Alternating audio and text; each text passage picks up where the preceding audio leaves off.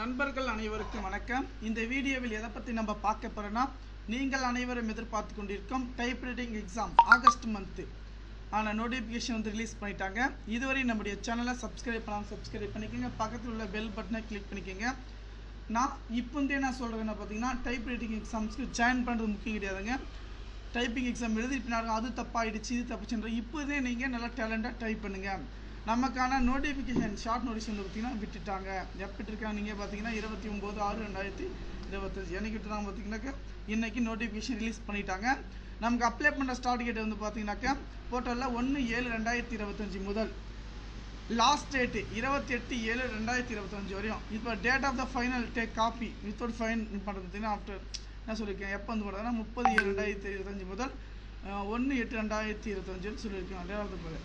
அதே போல் short and examination வந்து பார்த்தீங்கன்னாக்கா 23-24 நாளைக்கு சொல்லியிருக்காங்க. அக்கௌண்டன்சி வந்து 25. டைப்ரைட்டிங் பார்த்தீங்கன்னா 30-31 ஓகேங்களா, 8வது மாதம் 30-31 அன்னைக்கு நடக்கிறதா சொல்லியிருக்காங்க. வெப்சைட் உள்ள இங்கிலீஷ் கமிஷனில். அதே போல் வந்து பார்த்தீங்கன்னாக்கா இணையவழி விண்ணப்பிக்கும் பார்த்தீங்கன்னா 28 பூர்த்தி செய்யறது பார்த்தீங்கன்னா 28/7/2025 இணைத்த திருத்தம் செய்யறதுக்கு பார்த்தீங்கன்னா 30/1 சொல்லிட்டாங்கல்ல.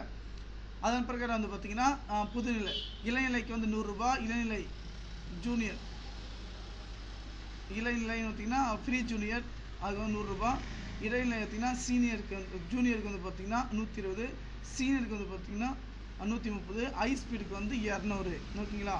அதன் பிரகாரம் பார்த்தீங்கன்னா என்ன சொல்லியிருக்காங்க பாருங்கள். நீங்கள் வந்து 6th ஸ்டாண்டர்ட் பார்த்தீங்கன்னா